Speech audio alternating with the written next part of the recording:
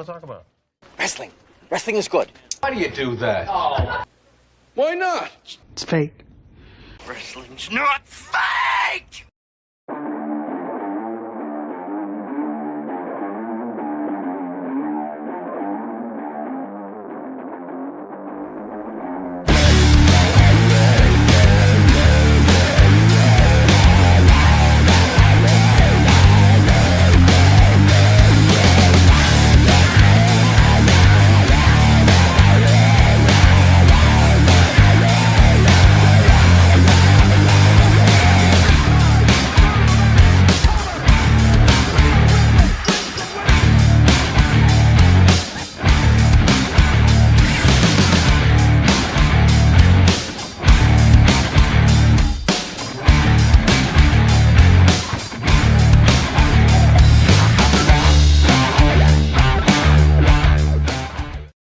Hello ladies and gentlemen, Ronald Ray here, your boy with a cornbread accent. Welcome you to this week's edition of WWE Raw Recap Show. Appreciate everybody checking out my video here. This week's Raw took place at the Yuengling Center in Tampa, Florida. For you wrestling historians out there, this is where the American Dream, Dusty Rhodes, was born. Yes, this is where Dusty turned, or yes, the territory, 80 grams territory here, where Dusty Rhodes turned babyface against Gary Hart and Pat Song and sided with Eddie and Mike Graham, and that's where the American Dream Dusty Rhodes character was pretty much born. So there's something for you, like I said, wrestling historians. Now that Saturday night's main event is out of the way, some of you are probably more than happy that's out of the way. I'll have more on that on this Thursday's Spot Show live stream because I did check that out, but did do a recap video of it. I thought I'd just recap a little bit for the live show. But now that's out of the way, we got Money in the Bank coming up, and we got some more qualifiers here and some more build up to that event. So let's freaking go get at it. But before I do, let's do the usual thing here. If you dig it, you know what to do. Click that thumbs up button. Also, leave me a comment. Let me know what you thought about this week's Raw. Also, are you looking forward to Money in the Bank pay-per-view? Or just be friendly and say, hello, what's up, how you doing? That's always appreciated as well. And, of course, if you're not a subscriber yet, click on that subscribe button. That is definitely appreciated, along with the thumbs up. That helps the channel out. Lets me know what's being liked and not liked. So you folks help me out there. So now with all that crap out of the way, let's freaking go. First segment featured Paul Heyman and his boys, I guess, and his new boy, that being big Bronson Reed. Heyman compares Breakker to the Terminator and says Breakker is the future of the industry. Gotta agree with him on that one. Dude's a beast. Future main eventer along with Jacob Fatu, my opinion. Crowd, once Heyman starts focusing on Bronson, crowd started chanting Bronson Reed, but Heyman really told the crowd, said, hey, CM Punk ain't here, and was more than happy to tell him that CM Punk went there thanks to Bronson Reed. Said Bronson's a top tier and valiant man for the PG era. Ron says he's the only person who is capable of leading the company in the future and he is the only one who can wield his power. He calls out CM Punk and Sami Zayn for getting in his way, but Punk found out on Saturday what happens when you underestimate him. He says Zayn will find out this tonight, and their three-way Money in the Bank qualifier that also features Finn Balor. He said he will qualify for the Money in the Bank, win the contract, and cash in the contract when he wants to, where he wants, and to whom he wants to cash it in on. And this is a complete domination. Rollins drops the mic, and everybody leaves the ring. So no incidents in this opening segment.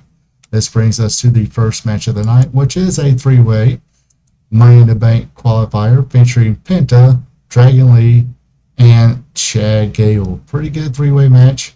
Penta and Lee teamed up on Chad Gable. You know, Chad's been kind of not the biggest fan of the luchadors. So they basically gang up on him. But, you know, after they gang up on him a little bit, Lee and Penta go at it. Penta lifts both Lee and Gable and drops them both in a pile driver move. Look pretty dangerous and pretty nasty on Chad Gable there. Then we have Dragon Lee flying out of the ring. Splashes onto Penta, allows Gable to attack Vidigo. Back in the ring, Penta and Gable trade chops. Lee runs in at Gable. Gable throws Lee onto turnbuckles. And this is where Vikingo, the Kingo, I butchered his name, didn't I? Sorry about that, folks. But anyway, he runs up, kicks Gable, busts Gable open there pretty good, allowing Lee to do the double stomp. Lee now walks into a Mexican Destroyer by Penta, and then Penta hit the Penta driver onto Gable, getting to the 1-2-3, and punching his ticket to Money in the Bank match.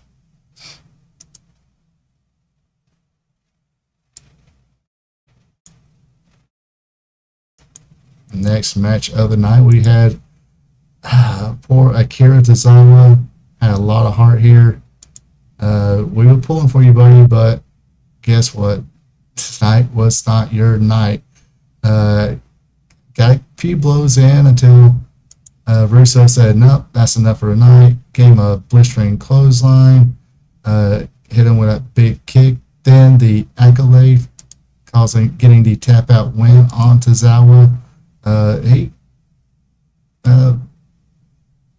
Russo kind of didn't want to let go of it. Some officials came in but was saved by Sheamus. Sheamus and Russo did a little face to face there, but no hands were thrown. Russo just calmly walks back to the back. Next up, we had a three-way match for the WWE World Tag Team Championship. It is the New Day defending against War Raiders and the Creed Brothers. The Raiders, would attack everybody from the get-go. Attack both teams. The Creeds are slammed and sent out to the ring. New Day is thrown out too. Eric body slams Ivar off the apron onto everybody. Back in the ring, Eric and Ivar double team Kingston, and Julius Creed runs in, takes out Ivar. Eric gets beaten up by both the Creeds and the New Day.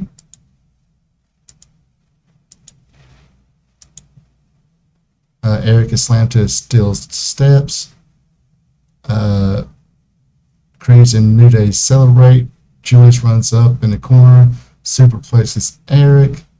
Like I said, a lot of cool spots to this match. Eric splashes Woods after Woods connects with an elbow on Eric. All men are laid out. Eric punches Kingston. Ivar takes out the Creed brothers. Woods takes down Eric. Kingston and Brutus knock Ivar out of the ring. Brutus will hit the Brutus Bomb or Brutus Ball onto Eric. Ivar beats up Kingston outside the ring, but in the ring, Woods winds up rolling up Julius to retain the tag team title. So a little bit of psychology here. The New Day kind of saying, hey, Creeds, let's work together, be friends. And once they got that trust, it was Xavier Woods who, in a way, kind of betrayed him, let the guard down, and that's how Xavier Woods was easily able to roll him up for that 1-2-3, keeping their championship. Next up, we have Jey Uso. He comes out doing the whole yeet thing. Said Logan Paul got yeeted on and John Cena almost got yeeted on. Then Gunther's music hits. Gunther says he's out here because congratulations are due for Uso and his 15-year career. Secondly, congratulates him for successfully defending his title on Saturday. Gunther says Uso's title reign is longer than he expected. He also says Uso has his hands full with a lot of drama, but he's always there for his friends. Great quality for a human being, but terrible one to be a great champion. Uso asks Gunther if he's done because Uso is done, listens to the naysayers. He has friends and family who fight for each other. Uso gives Gunther permission to judge him. He says what he go through is fighting for less than he is fighting for. He says he isn't overlooking Gunther, but at the end of the day, he's fighting for the WWE Universe. He then tells Gunther he'll make Gunther tap out again, drops a mic, and leaves. Again, no hands are thrown on this exchange, just a little bit of promo here. So earlier this evening, we had Liv Morgan return, and which first thing she sees is Roxanne Perez about to rub Dominic's shoulders. Then after that, a few segments later, Liv poked fun at Io and Carrie, asking them if this is some kind of damage control reunion. That's where the challenge was made. So here we have Liv Morgan against Kairi Sane.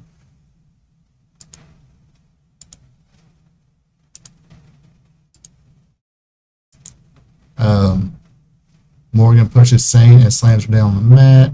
Morgan kicks Sane's. Basically, Morgan seemed to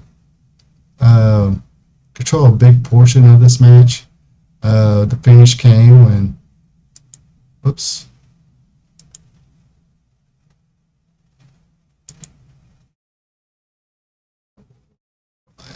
Morgan kicks Sane and tries to get Oblivion, but misses. Sane punches Morgan, but hits a running forearm, covers Liv for 2. Morgan rolls up Sane, gets another 2 count.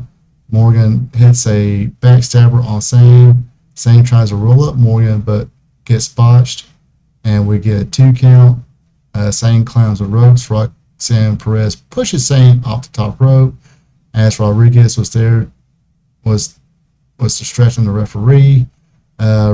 Rodriguez and Perez argue outside of the ring. Sane rolls up Morgan because she's distracted by Rodriguez and Perez arguing. Morgan went for another Oblivion, but missed it. Gets the win, or Sane gets a win after rolling her up. So Sane wins her first match back, or first singles match back after her injury. She was in that Money in the Bank qualifying match a week ago. Next segment we have here, we got Lyra Valkyria. She thought she had some big news about Money in the Bank, but no, she's going to have to face Becky Lynch again. This time she's going to teach her some respect and humility, going to humble her a little bit, maybe Iron Sheik style. We don't know yet. We will find out. Becky Lynch comes out, saying the only reason that Lyra is relevant is because of Becky Lynch. Becky Lynch says, hey, how about this? If you beat me, I'll never challenge you for a championship again. But if I beat you, you have to raise my hand. That challenge was accepted, and we move on. Next up, we have our final main event of the main event of the night is another men's Money in the Bank qualifying match. Seth Rollins versus Sami Zayn versus Finn Balor.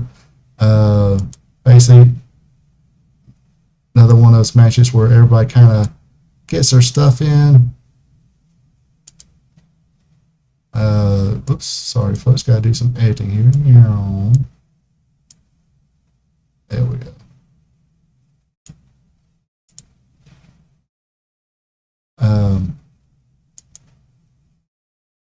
get a lot of of course, Seth gets his stuff in, Finn gets his stuff in. Usual three-way match action here. We get some involvement of the, not sure what to call these guys yet. Are they the Evolution 2.0 or whatever?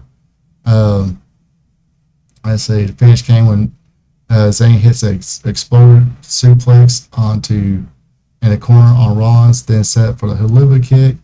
Balor hits a sling blade on Zayn, then Balor kicks both men in the corner. Balor goes for the coup de grace but misses. Rollins takes down Balor, then Zayn hits his Haluva kick onto Rollins. Breaker runs out, breaks up the pin. Jey Uso comes out, all hell breaks loose. They all start fighting.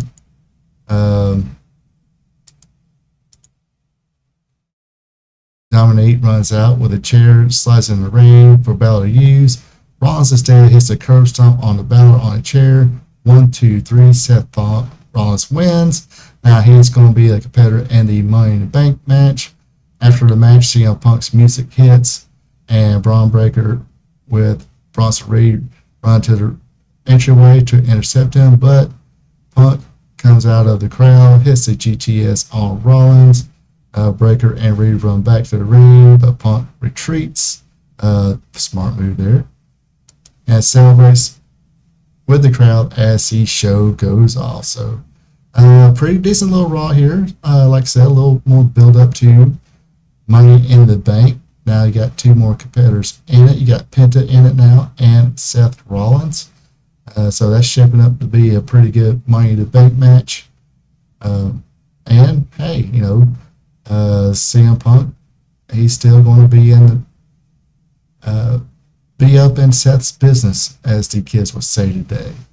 But other than that, this concludes this edition of the Raw Recap Show. Hope you folks enjoyed. You guys take it easy. Have a good one. And until next time.